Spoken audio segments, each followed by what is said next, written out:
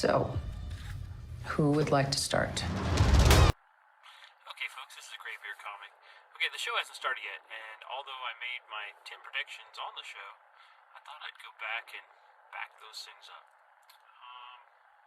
And that's what they are, folks. It's not a league. So if you feel that you could be ruined by the show, if you haven't read the comics, but you want to be surprised, go ahead and back out now. This is your spoiler warning, although there's no spoilers here. I know absolutely nothing about the show, except for what I've read.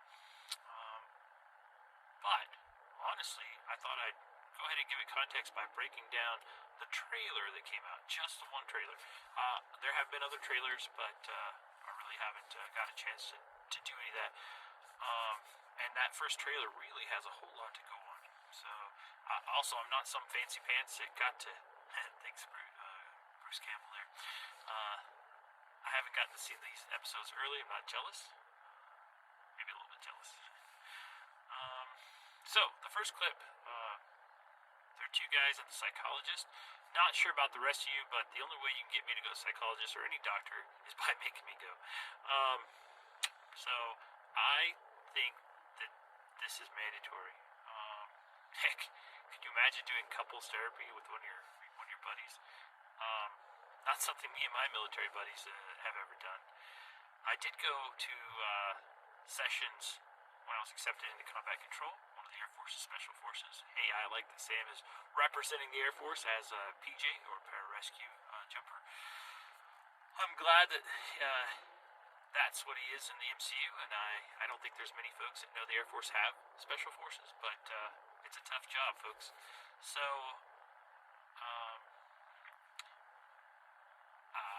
I just want to kind of go through that. So, when I was in the military, I went to be analyzed. This was mandatory. No one in the scene that we saw seems happy to be there. No one. Not the person doing the therapy, and definitely not the two guys in the therapy. So I think they're got to be that these guys are forced to work together. I don't think they're doing Earth-ending scenario stuff, so it's not Avengers level, and I think they are having to do this. But I think they're going to be under the government control, and that they will have to do little jobs and stuff like this. All right. Let's see. I think that'll be the main reason. All right. Let's keep going further in the trailer. This next part is actually my favorite. Mr. Barnes, why does Sam aggravate you? 15 seconds to drop. So what's our plan? Hey. Great.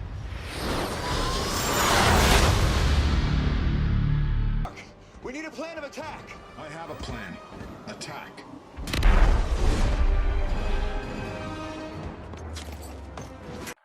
Ha! Did you see that? Almost word for word. That's just crazy. Cap and are Falcon and Winter Soldiers friends at this point? Or Tony and Steve? No. Neither are friends right now. They're just learning each other. They're just hanging out, and I think it's amazing that word almost verbatim. The conversation that Bucky and Sam are having is the conversation that Tony and Steve had.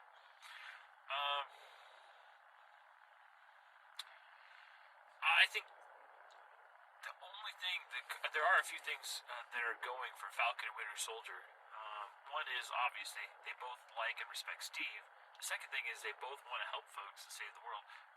But the one that hits close to home is they're both military men. Folks, I'd help my brothers the best I can. Only 7% of the United States is the SHIELD. Maybe that's where that name came from. For the other 93% of the United States. But just like these guys, when we veterans get together, we banter, we BS. Maybe with a few more curse words thrown out there. We're not Disney characters. But this is the best a person could do in a Disney world. They're not friends now, but I think they will be. Also, we make fun of each other. Yeah, I was in the chair force for all you pogs listening. So I wonder how Bucky will feel about a serviceman from a service that didn't even exist when he was in. Kind of how I feel about the Space Force, I imagine.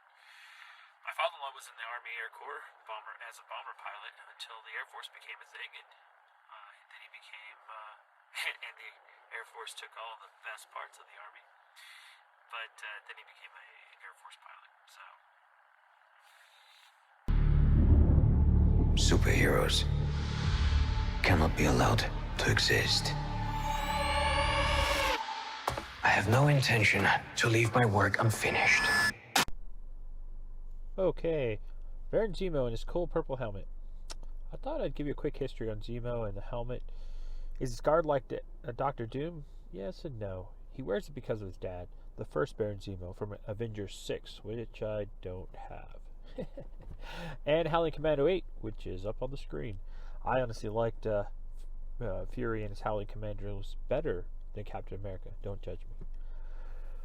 Okay, I figure I'll run down the older Zemo, then pop into that younger one. So, the first Baron Zemo was Heinrich Zemo, who was a scientist, and to keep folks from knowing he was helping them Nazis.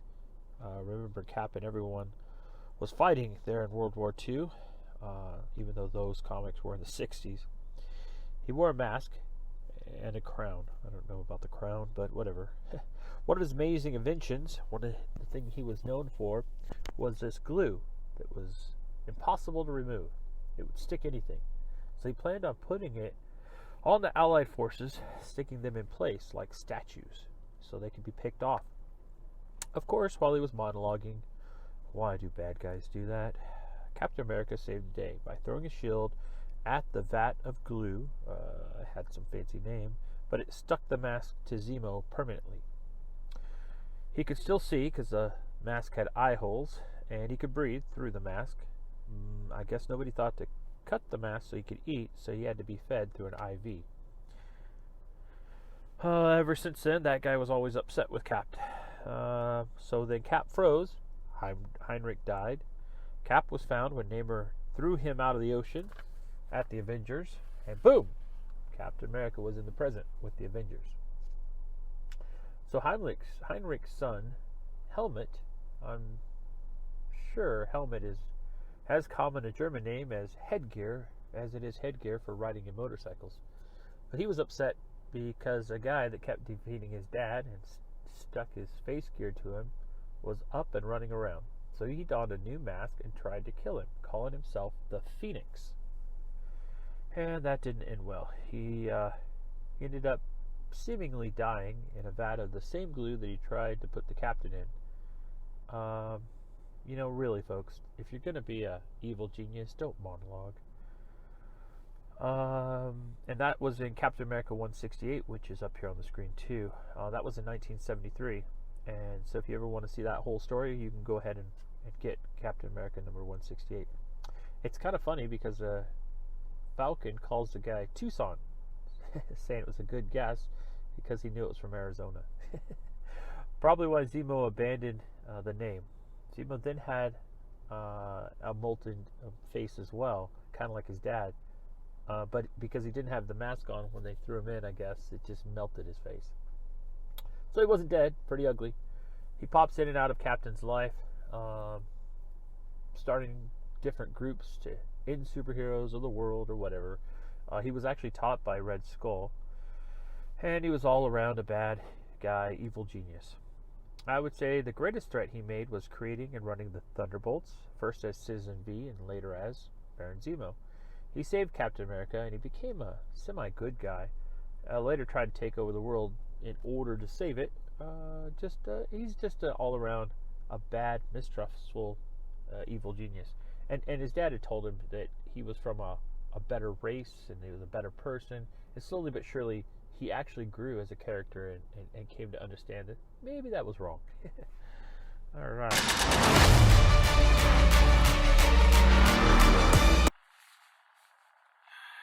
I don't know about these guys, the Smag Flashers. The Flag Smashers. I made up a new word there. Flag Smasher is a villain in the comics, a guy that watched his dad get killed and decided that it was because of there being different nations. So he wanted to make a global community. And that probably sounds good on paper, but he did that by creating a terrorist organization and doing terrorist type things, hijacking airplanes and that kind of thing. Ultimately, he was killed, and the group he started was called Ultimatum, which stands for something, but I can't remember what it is. I'm sure I could go find the comic and read it, but I don't recall exactly what Ultimatum stood for. Something big and long, and I don't know. But one of the guys that was in that Ultimatum show took the mantle of Flag Smasher, and I think he was killed too. I think by Deadpool, because he became like a cartoon-ish bad guy.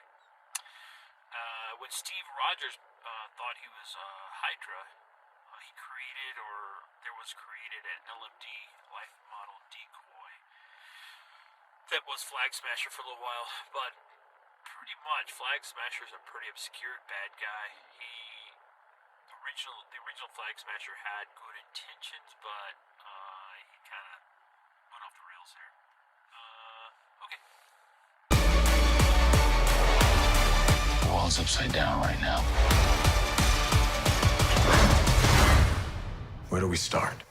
We came here to see Jeff. What you got? No, not on my Buck, I have a plan. Oh, yeah? What is it? Wow, that person has a lot of ribbons. That's awards that they received in the military there. But more, that person went through jump school. If you see that on the right there with the parachute. I know that. I have that. So that could be Falcon, to be honest with you, standing in uniform, and maybe the few times that I've stood in uniform in my blues was either something ceremonial, so I was getting those awards, or I was in trouble. And I think this is him getting in trouble for his involvement with Civil War. I'm quite sure the government doesn't like folks that bring home their toys. So he took them Falcon wings and took them with him. I'm not sure that's okay, much less the flat of the shield. He says a few things that made me wonder also if there's racial tension running through the show. In the comic books, he's took out of the running for Captain America. I'll post the picture here in a second. Because of his race. Also, there's Isaiah, who's called the Black Captain America, and I think that's going to be explored. I know this is only 6 episodes, but I think that they can do it. Is you ready? Here we go again, huh? We've been grinding hard on the job. Can't take that from us. Woohoo! Look at that. Sharon Carter, age 13. She's ready and willing to whoop some backside. She's one of the world's best spies, and a love interest with Captain America. Although, him going back in time and marrying her aunt, and then becoming old, that might have put a damper on all that. She's probably on the outs with the government, because she did share information with Captain America. But I think here, she's undercover with the Flag Smashers and trying to stop the distribution of Super Soldier Serum. Are you ready? Is you ready? Strong and brave, here to save the American way. Okay, folks, I think this here, what we just saw, is John Walker, Captain America. In the comics, he was first called Super Patriot. And in this picture from Captain America 323, where the Super Patriot does a show just like this, he ends up faking beating up Captain America followers. It was a way for him to kind of make himself better. I mean, he didn't have a long game, but he just thought he would make himself better. He knew the government and the Captain America were kind of on the outs. Captain America had done something that upset the government. Maybe he had an outside game of becoming Captain America, but because Captain America didn't sign up for government control, ultimately it worked. And Super Patriot became Captain America in the comic books, Captain America 3033. This seems to me to be new in the history of Captain America. I've read just about every Captain America, and this comic was done in 1987, 20 years into the Captain America history. It's over 30 years old. Man, I guess I'm getting old. This looks a lot like what we're seeing here, so I kind of think that it is the same. And it also calls back to when Cap was used in the MCU as just a promotional sense. So I kind of showed that scene as well, to kind of show you Captain America originally in the MCU and well, not in the comics so much, but in the MCU was going to be just a figurehead, and that's what the government wants, a figure, not a hero.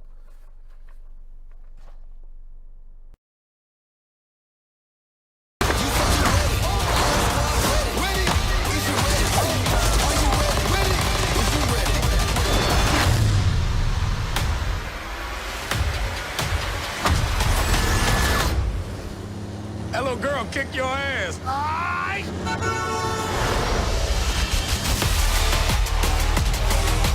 Gotta get that first shot off before that bullet hit me. See? That wasn't so hard. Are you ready? Is you ready? Ready. Okay. You say you ready. What are you doing? Whole squad ready. Are you having a staring contest? Are you ready? Ready. Is you ready? Just blink. Sweet Jesus. I mean, how old are you?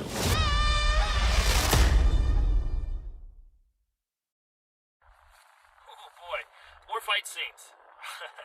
Who's hyped for this? I can't wait till Friday. This is I'm recording this on Sunday, so I only have 5 more days. I made a top 10 list. I'm gonna go ahead and link that below. Everyone that wants to go see how far off the mark I am at the end of the show, go ahead and please make fun of me or make your own predictions down below. I mean, I honestly don't think there's going to be mutants in this one. I think if there's aliens, it's kind of going to be a throwaway scene like it was in WandaVision, setting up Secret Wars. But, this is my first go at this. I don't know if anybody will care. I took pictures of my comic books so y'all can see what I'm talking about. And as we go forward, I'm planning on doing the same. Friday I'll watch a show and come up with my opinions on it. And I'll try to pull from the comics, my comic vault, some strings from the show.